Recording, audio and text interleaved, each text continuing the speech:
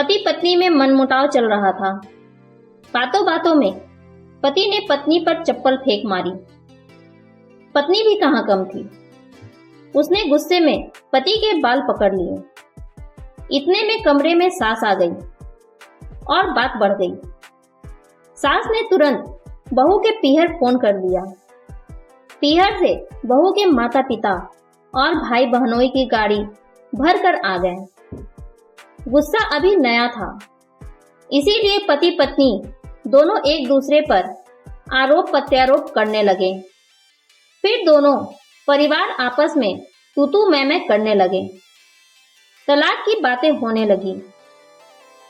अचानक लड़के को होश आया। उसने पत्नी का हाथ पकड़ा और कमरे में ले जाकर बोला, क्या तुम मुझे हमेशा के लिए छोड़ना चाहती हो? पत्नी बोली, नहीं। लड़का बोला, दोनों के घर वाले लड़ने लगे हैं। अगर चुभती बातें होगी तो फिर ये लोग अपनी ईगो को बीच में ले आएंगे। वो तो गुस्से में चप्पल फेंक दी थी, वरना सच यह है कि मैं तुम्हें खोना नहीं चाहता। तुम भी जानती हो मैं तुमसे कितना प्यार करता हूँ। पत्नी बोली, तुम्हारी माँ ने बीच में आकर सब खराब कर दिया, वरना इतना तो हम बहुत बार लड़ चुके हैं।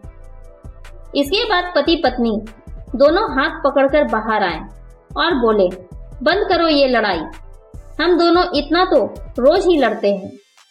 अचानक सबको होश आ गया। गर्मा गर्मी खत्म हो गई। कुछ देर पहले सबकी जुबान चल रही थी, अब सब रुक गए। उसके बाद धीरे धीरे हंसी मजाक का माहौल बन गया। फिर लड़की के मायके वालों को चाय नाश्ता करवा कर भेज दिया गया। इसीलिए कहते हैं, जब पति पत्नी के झगड़े में दोनों के परिवार वाले शामिल हो जाएं तो समझ लो आधा रिश्ता टूट चुका है। इसीलिए अब बातें बढ़ेगी, फिर बोले जाने वाले शब्दों को पकड़ा जाएगा।